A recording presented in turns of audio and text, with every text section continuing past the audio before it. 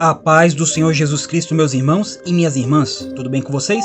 O meu nome é Tiago e seja bem-vindo ao canal Bíblia Verso. E hoje, com mais um Momento Thompson. E o tema que hoje vamos abordar é Reino Espiritual. Como escrito aqui na Bíblia de referência Thompson, condições de entrada neste reino. Então, vamos aos versículos selecionados pela Bíblia Thompson e deixar Deus falar conosco. Então abra seu coração, porque Deus quer falar com você neste momento. Humildade. Um dos atributos que o cristão, o seguidor de Jesus, o Filho de Deus deve ter para não só entrar no reino espiritual, mas também viver aqui e agora o reino espiritual. Humildade. Mateus capítulo 5, versículo 3 diz: Bem-aventurados os pobres de espírito, porque deles é o reino dos céus. Então, uma das exigências para entrar no reino de Deus, para viver o reino espiritual aqui e agora, é humildade. É, inclusive, um versículo que faz parte do Sermão da Montanha, onde Jesus apresenta as felicidades de um cristão. Como um cristão é feliz quando ele pratica tudo aquilo que Jesus expõe.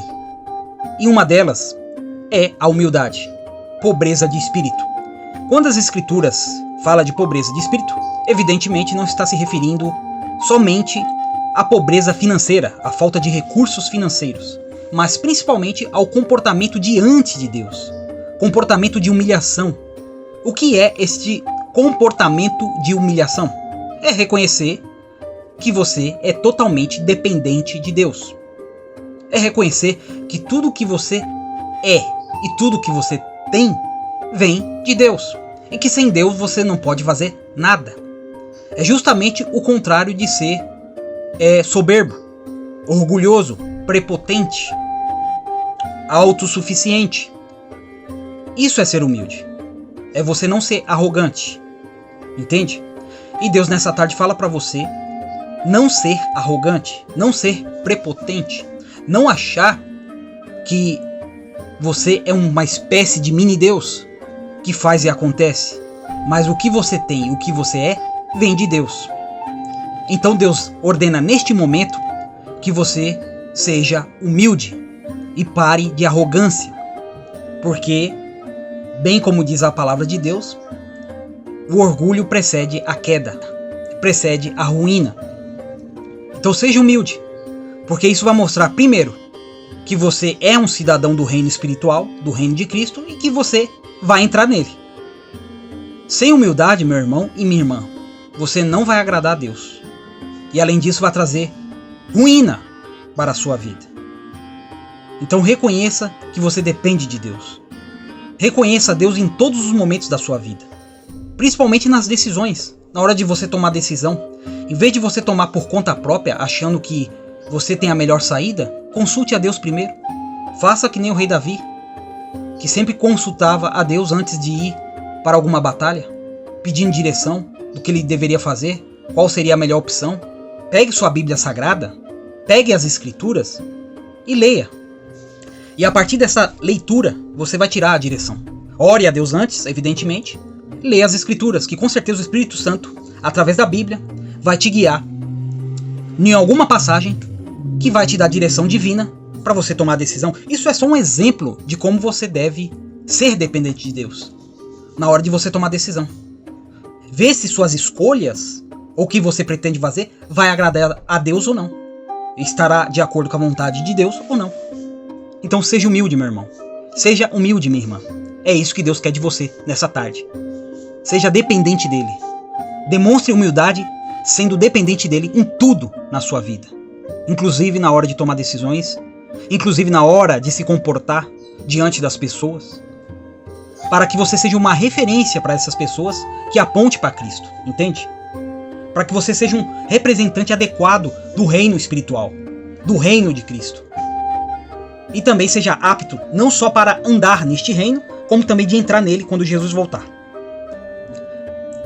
Outro tema aqui, serviço amoroso. No Mateus capítulo 25, versículo 34 diz: Então dirá o rei aos que estiverem à sua direita: Vinde, benditos de meu Pai, possui por herança o reino que vos está preparado desde a fundação do mundo. Pois tive fome e me deste de comer, tive sede e me deste de beber, era forasteiro e me hospedaste. Então note que nessa passagem Jesus ensina qual é o comportamento de alguém que entra no reino dele e também que vive o reino dele aqui na terra. É uma pessoa que ajuda o seu próximo.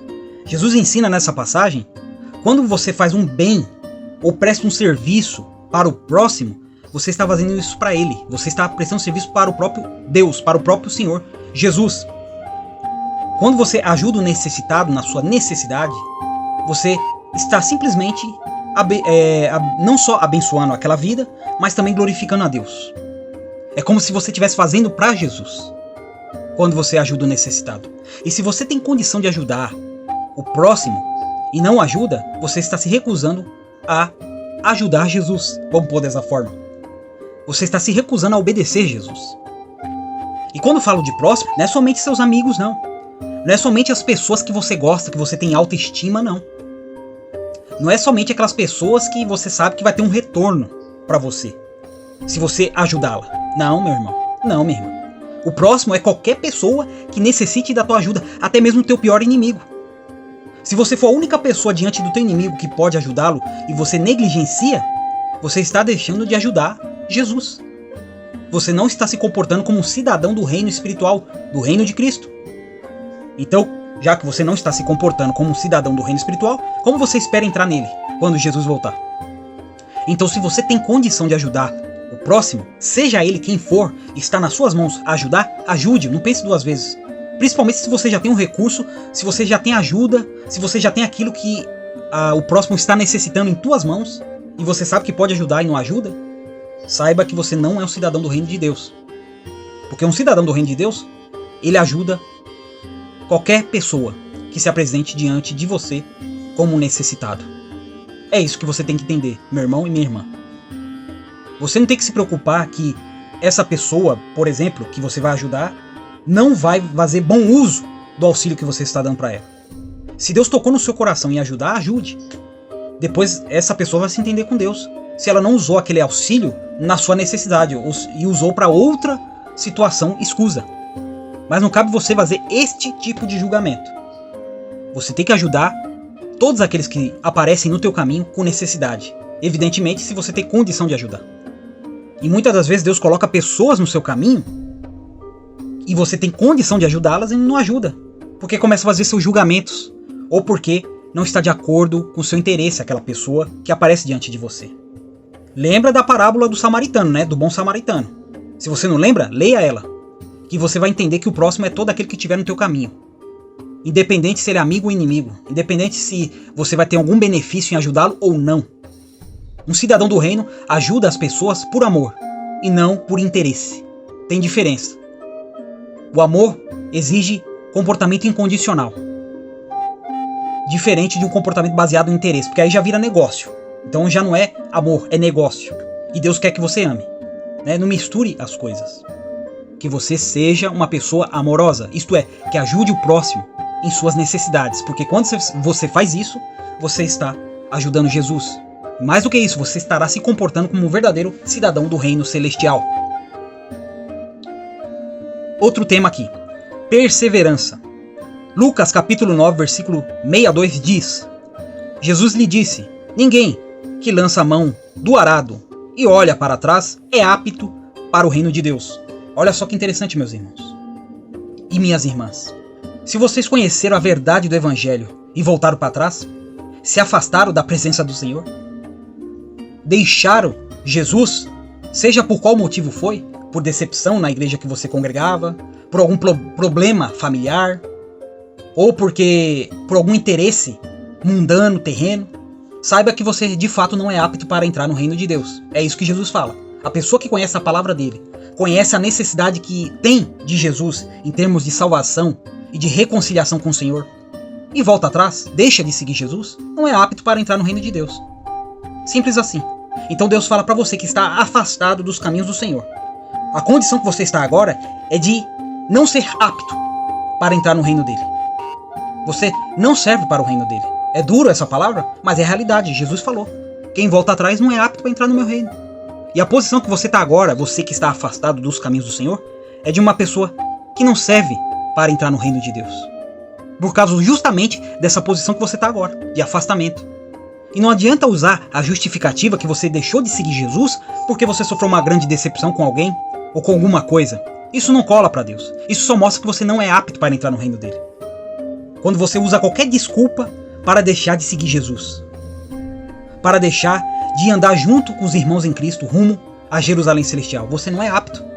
Você não, de fato, merece ser um seguidor de Jesus. Você não presta para ser um seguidor de Jesus. Enquanto, é claro, você se encontrar nessa posição de afastamento.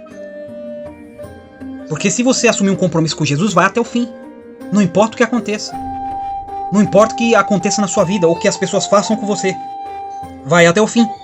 Não importa até mesmo se você sofreu uma decepção, entre aspas, com o próprio Deus, né? Porque tem gente que consegue se decepcionar com Deus. Porque pede algo ou faz algo que não agrada ao Senhor, ou que Deus não quer. Ou então, de repente, acreditou que um falso profeta fez alguma profecia, você abraçou a ideia e depois a culpa em Deus porque não se cumpriu. Isso só mostra o quê? Que você não é apto para entrar no reino de Deus, porque não consegue nem discernir aquilo que vem de Deus. Muitas das vezes você está tomado tanto pela cobiça de querer ter, de querer possuir as coisas, quando vê uma falsa profecia que esteja de acordo com o seu interesse, e você abraça aquela profecia, mas ela não se cumpre, aí você se decepciona com Deus. Mas isso mostra que você é realmente inapto para entrar no reino de Deus. Porque você não é capaz nem de discernir uma profecia se ela é de Deus ou não é. E ainda se decepciona com Deus com a sua falta de capacidade? Não, meu irmão. Não, minha irmã. Se submeta a Jesus. E não abandone. Porque quando você abandona Jesus, Jesus vai continuar sendo Jesus. Ele vai continuar sendo o rei que ele é. Reinando como ele está. E ele vai voltar para buscar aqueles que continuam seguindo ele fielmente. Então Deus fala para você neste momento. Volte. Porque se você continuar voltando para trás, nessa posição de afastamento, você realmente não serve para entrar no reino de Deus. E as pessoas que não servem para entrar no reino de Deus, só tem um caminho que ela merece ficar. Só tem um lugar, melhor dizendo, que ela merece ficar. E você sabe muito bem o que é. Inferno. Esse é um lugar para uma pessoa que volta atrás. Uma pessoa covarde. Uma pessoa tímida. Que nem fala o João lá em Apocalipse, né? Os tímidos não entrarão no reino de Deus. Esse tímido está se referindo justamente a pessoas que não têm coragem de professar sua fé ou que desistem da sua fé em Cristo. Essas são as pessoas tímidas de Apocalipse. Não é tímido no sentido de ser avergonhado, não. Não é esse tipo de timidez de estar lá em João. Mas é o tipo de covardia mesmo. De comportamento de se acovardar e deixar de seguir Jesus. Ou de ser vitimista e deixar de seguir Jesus porque as coisas não acontecem do jeito que você quer. Aí só mostra que você não é apto para entrar no reino de Deus. Novo nascimento. João, capítulo 3, versículo 3 diz: Jesus respondeu: em verdade, te digo que quem não nascer de novo não pode ver o reino de Deus. Jesus fala aqui de regeneração, de novo nascimento, de nascer do alto. Logicamente, o que Jesus está falando aqui é algo que só pode vir de Deus. Não somos nós que provocamos um novo nascimento. É o Espírito Santo que tem esse poder. Aliás, ninguém pode ir a Cristo se o Espírito Santo não regenerar primeiro. Regenerar é justamente o que Jesus está falando aqui. Nascer de novo. E isso é uma dádiva dada somente por Deus. Se você acreditou em Jesus, saiba que você está acreditando em Jesus, meu irmão e minha irmã, porque você nasceu de novo. E se você continuar seguindo Jesus, confirma que você nasceu de novo. Confirma que você, de fato, se converteu a Cristo. Confirma de fato que o Espírito Santo está em você. Que ele fez você nascer de novo. Esse é o comportamento de uma pessoa que de fato pertence ao reino espiritual. Ela ter nascido de novo. Então ela vai ter a conduta de alguém que nasceu de novo. Como diz Paulo nas suas cartas aos Coríntios, vai ser uma nova criatura. E também como aos Gálatas ele fala também sobre a questão de ser nova criatura. Uma nova criatura se comporta como uma nova criatura. Então Deus fala para você avaliar agora como tem sido o seu comportamento. De uma nova criatura? Abandonando os velhos hábitos da velha natureza caída? Ou você ainda diz que é cristão, mas continua se comportando feito um ímpio? Falando como um ímpio, pensando como um ímpio, agindo como um ímpio. Agindo como Adão. Agindo com a natureza adâmica e não com a natureza de Cristo. Faça essa autoavaliação, meu irmão, porque aí você vai perceber se nasceu de novo. minha irmã. Novo nascimento é algo que vem de Deus, não é você que provoca. Mas você vai saber que você nasceu de novo, que Deus fez esse novo nascimento em você, pelo seu comportamento. Como diz Jesus, a árvore você conhece pelos seus frutos. Pelos frutos que você está produzindo, você vai saber se você nasceu de novo. Porque quem tem o Espírito Santo produz os frutos do Espírito. Só lê lá em Gálatas, vou deixar a referência aí na caixa. Você vai saber quais os frutos do Espírito. E lá também, o próprio Paulo coloca em contrapartida os frutos da carne, os frutos da natureza adâmica. Pega os dois tipos de fruto, tanto da carne quanto do Espírito, e você vai saber se você foi regenerado, se você nasceu de novo ou não. E eu te digo uma coisa, se você não nasceu de novo, você não vai entrar no reino de Deus. É o que está escrito aqui, no versículo que eu li. O próprio Senhor Jesus falando. Em verdade, te digo que quem não nascer de novo não pode ver o reino de Deus. Você nem pode ver o reino de Deus, quanto mais entrar nele, se você não nasceu de novo. Então faça essa avaliação. E veja se você está se comportando como alguém que nasceu de novo. Porque se você não estiver, pede misericórdia para Deus e ora. E pede que Ele faça você nascer de novo. Ser regenerado. Receber um novo nascimento. Ser uma nova criatura. Ser revestido da nova criatura. Porque só a nova criatura vai entrar no reino de Deus. A velha vai ser lançada no inferno. A natureza de Cristo entra no reino de Deus. A natureza adâmica é lançada no inferno. Por toda a eternidade. Então Deus ordena que você avalie agora a sua conduta diante dele, diante de sua palavra revelada na Bíblia Sagrada. E procure saber se você nasceu de novo ou não. Mais um tema, sofrimento. Atos dos Apóstolos, capítulo 14, versículo 22 diz: renovando os ânimos dos discípulos, incentivando-os a permanecer firmes na fé, dizendo que por muitas tribulações nos é necessário entrar no reino de Deus. E fique sabendo, meu irmão e minha irmã, que a Bíblia, como o próprio Senhor Jesus, nunca mentiu para ninguém. O próprio Senhor Jesus disse que no mundo teríamos aflição. Se você começou a seguir Jesus, saiba que Jesus deixou claro, você vai me seguir, mas você vai ter aflição no processo de seguimento. Nessa caminhada rumo ao reino de Deus. Nessa caminhada enquanto você vive o reino de Deus com as suas ações. Jesus nunca mentiu para ninguém. Ele sempre disse que é necessário carregar a cruz. E a cruz lembra o quê? Sofrimento. O sofrimento que teremos por ser fiéis a Jesus. Teremos que abrir mão de coisas e de pessoas para poder ser fiel a Jesus, muitas das vezes.